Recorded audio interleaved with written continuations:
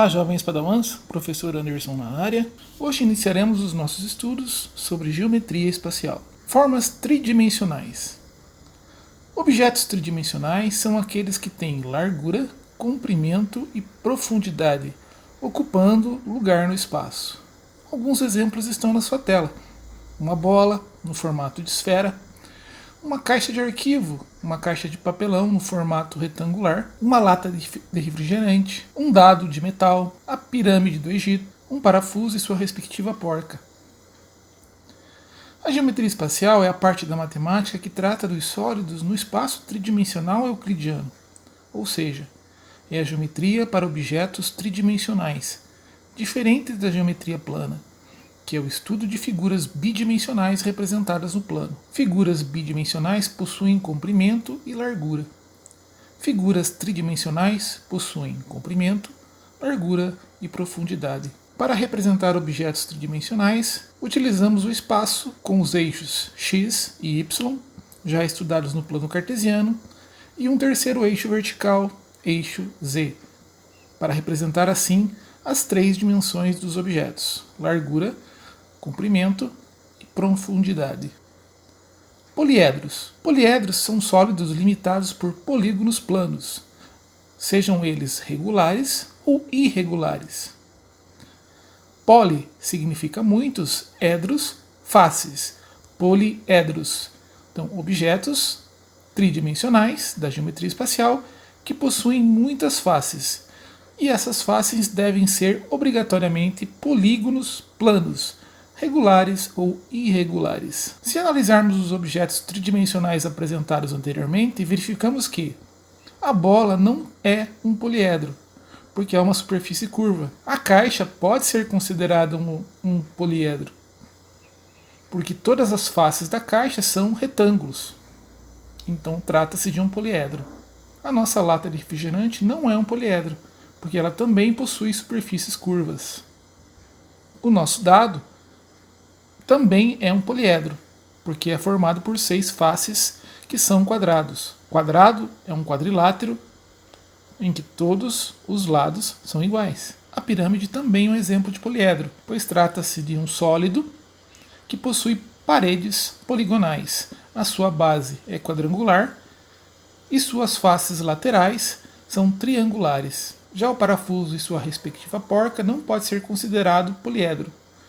Por quê? Porque possuem superfícies curvas.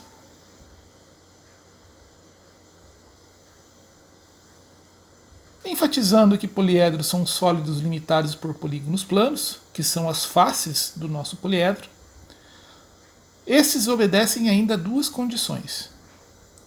2 desses polígonos não estão no mesmo plano.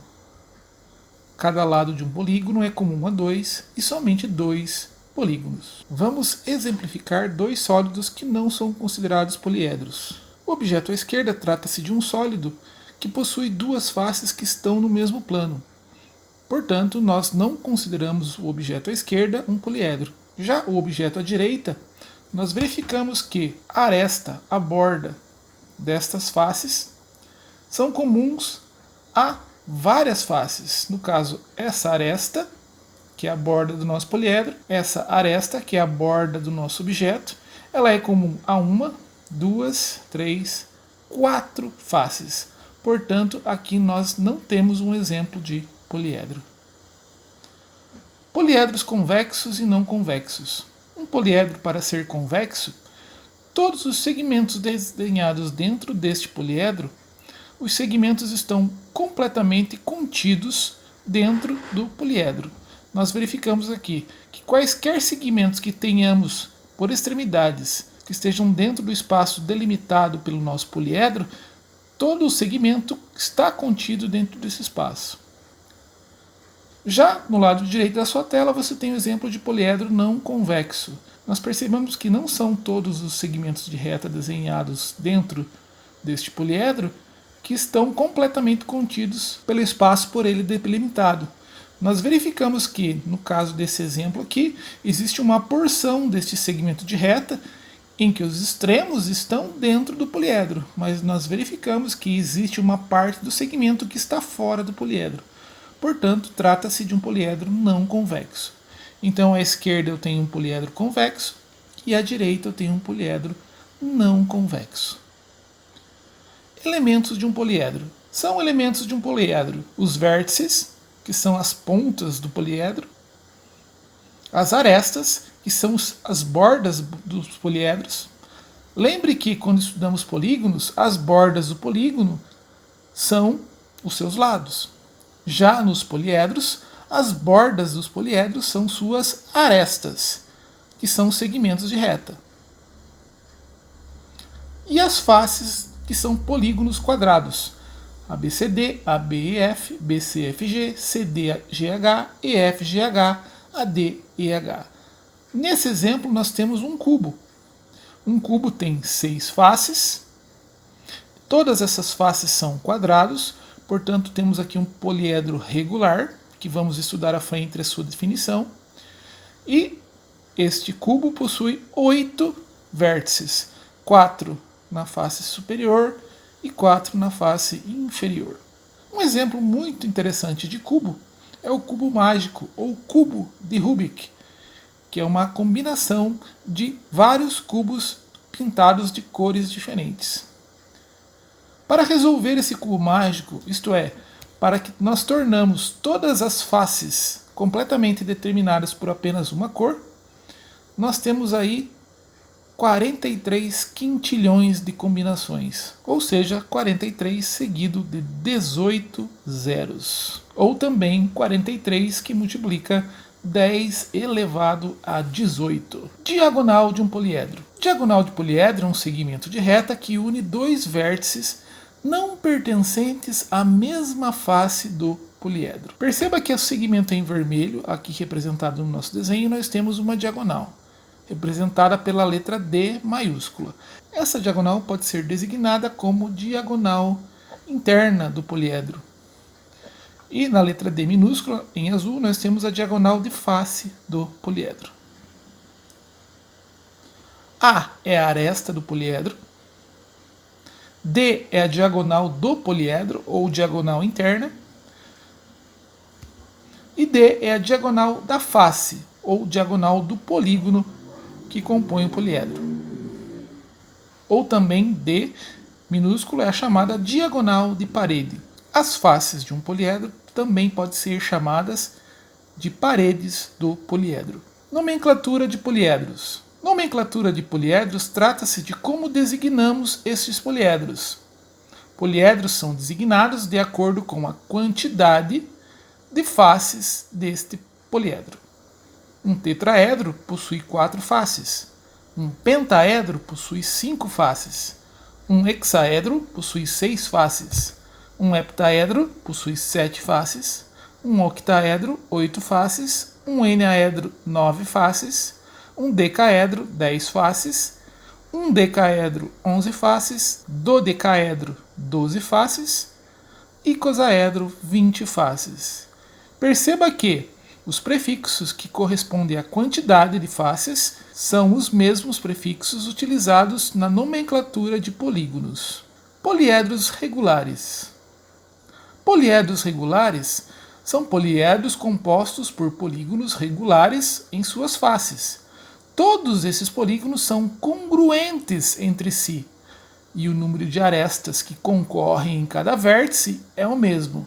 O que é aresta concorrer em um vértice? São a quantidade de arestas que chegam em um determinado vértice. Então, quando isso acontece, quando um poliedro é composto por polígonos regulares e congruentes entre si, isto é, todos os polígonos regulares são do mesmo tamanho, e o número de arestas que chegam em um vértice é o mesmo, dizemos que o poliedro é regular. Na figura dada como exemplo, nós temos uma pirâmide de base triangular, que satisfaz as condições para ser um poliedro regular. Isto é, ela é composta em suas faces por polígonos regulares e congruentes entre si. No caso da nossa pirâmide de base triangular, todas as suas faces, seja a inferior e as laterais, são triângulos, e esses triângulos são congruentes. Percebemos também que o número de arestas que chegam em cada vértice é o mesmo. No vértice superior temos 3 arestas chegando, e nos vértices inferiores também 3 arestas chegando em cada vértice. Satisfeita essas condições, nós podemos chamar essa pirâmide de base triangular de tetraedro regular. Ela possui 4 faces. Aqui nós exemplificamos a planificação, isto é como se cortássemos essa pirâmide em uma de suas arestas e estendêssemos as paredes dessa pirâmide em um plano. Tanto essa representação de planificação como esta, nós chegamos no mesmo resultado que a nossa pirâmide de base triangular ou tetraedro regular. Utilizando um material desenvolvido no site geogebra.org, podemos verificar a planificação de um cubo. Perceba que nós temos aqui, desenhado no aplicativo GeoGebra, um cubo. Este cubo possui dimensões em x, y e uma dimensão em z, largura, comprimento e altura. Essas 3 medidas fazem com que o nosso cubo seja tridimensional. Nós podemos planificar o cubo, isto é, colocar todas as suas paredes apenas no plano, da seguinte maneira.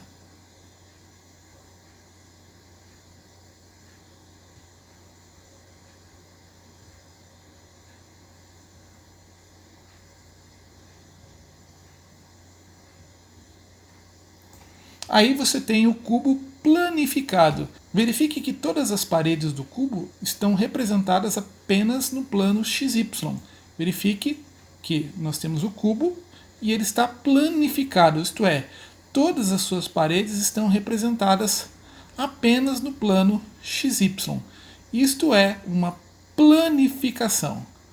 É colocar todas as paredes do nosso poliedro em um plano XY.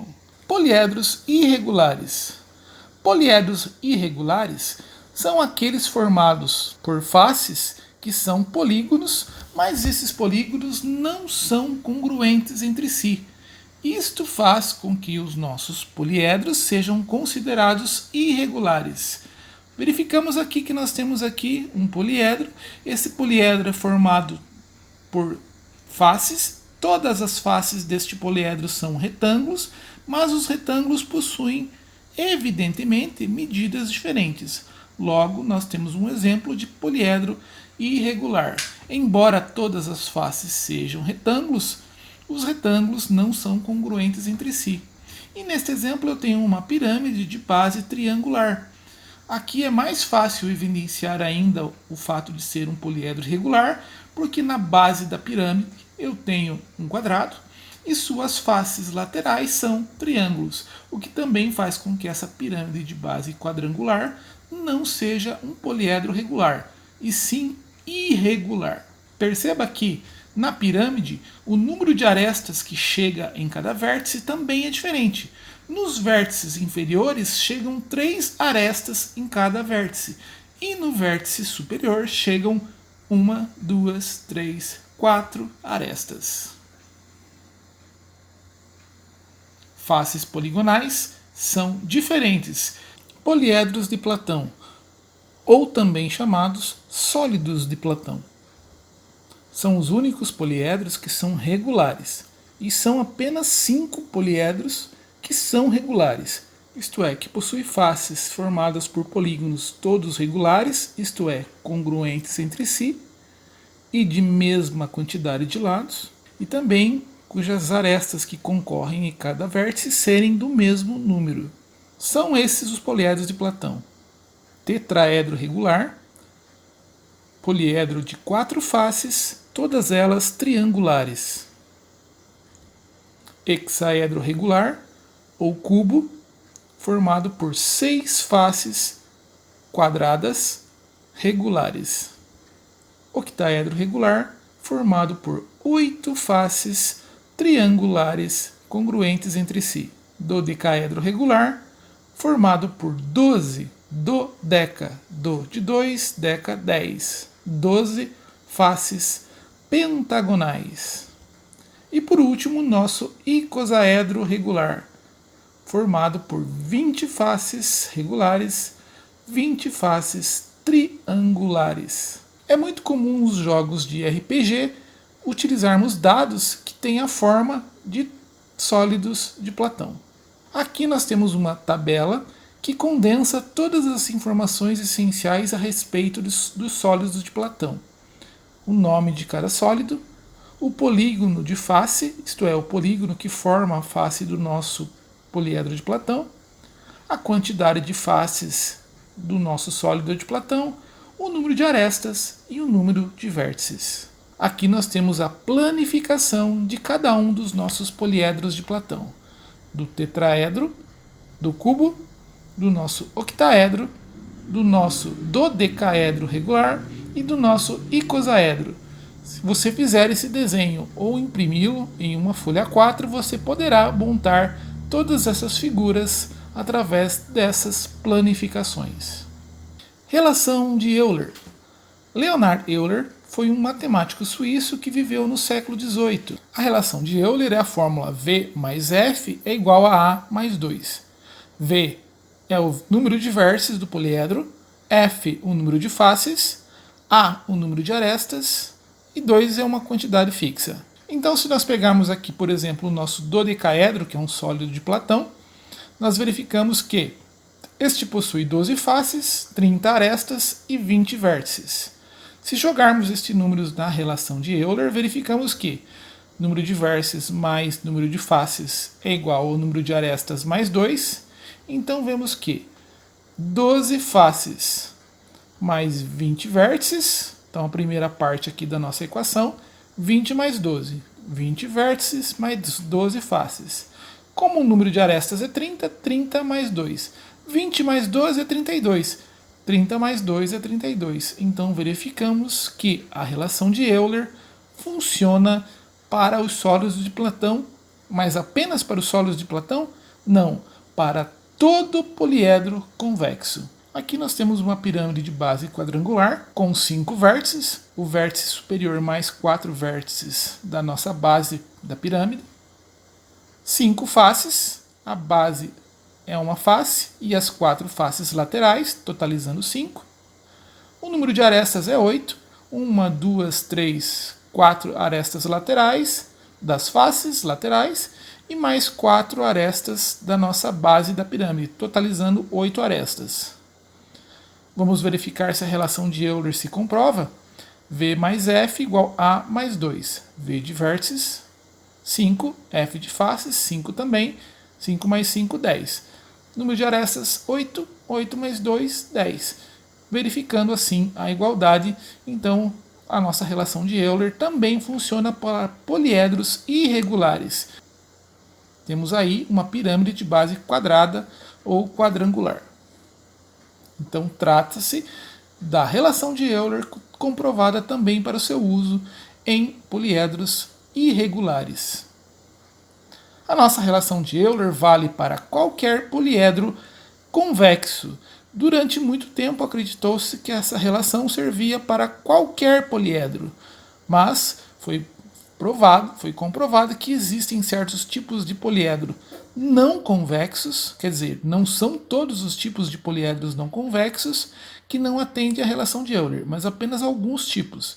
Então, mas nós podemos afirmar com certeza que essa relação de Euler vale para qualquer poliedro, desde que este seja convexo. Temos aqui para você lembrar o exemplo de um poliedro não convexo. Ele tem 12 vértices, 8 faces, 18 arestas. Vamos verificar se esta relação serve para este poliedro não convexo. V mais F igual a mais 2. 12 mais 8 igual a 18 mais 2. Ambos os lados da equação são iguais a 20. Mas, lembrem, existem poliedros não convexos que não atendem à relação de Euler. That's all, folks. May the math force be with you guys. Por hoje é só, meus queridos padawans. Que a força da matemática esteja com vocês.